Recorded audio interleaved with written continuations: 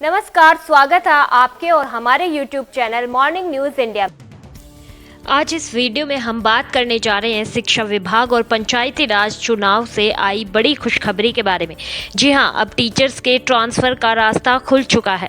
प्रदेश के शिक्षा और पंचायती राज मंत्री मदन दिलावर ने इसके बारे में मीडिया से बातचीत की है। उन्होंने कहा कि ऐसा नहीं कि शिक्षा विभाग को इससे वंचित रखा जाएगा।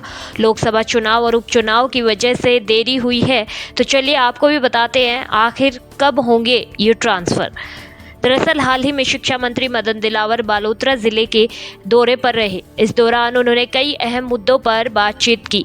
उन्होंने टीचर्स ट्रांसफर को लेकर बड़ा बयान दिया। जैसा कि आप जानते हैं कि प्रदेश में अधिकारियों और कर्मचारियों के ट्रांसफर की प्रक्रिया शुरू हो चुकी है, जो आगामी 10 जनवरी तक चलेगी। लेकिन शिक्षा विभाग में अभी तक तबादलों पर रोक लगी हुई है। जब इस पर मीडिया ने सवाल उठाए तो दिलावर ने साफ शब्दों में कहा कि अभी परीक्षा का समय चल रहा है और ऐसे में शिक्षकों का तबादला करना उचित नहीं होगा।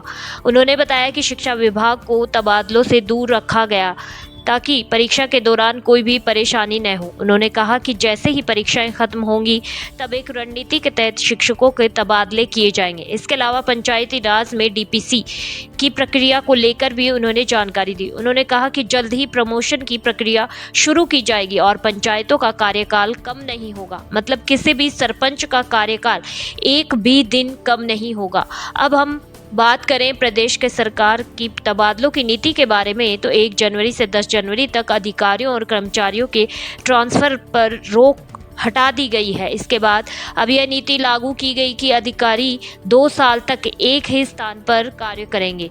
इस फैसले का विरोध शिक्षकों में भी देखने को मिला है, क्योंकि 7 वर्षों से इंतजार कर रहे 3rd ग्रेड टीचर्स का तबादला अब तक नहीं हो पाया है। वहीं मदन दिलावर ने कांग्रेस सरकार पर निशाना साधा।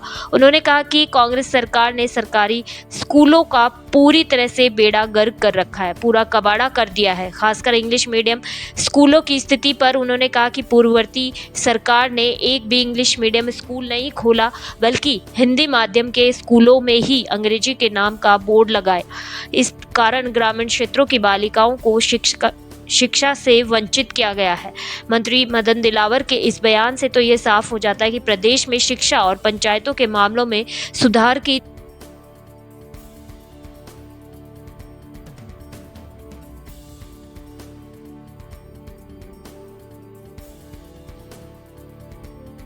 ही और वीडियोस देखने के लिए सब्सक्राइब करें मॉर्निंग न्यूज़ इंडिया को और जुड़े रहिए हमारे साथ।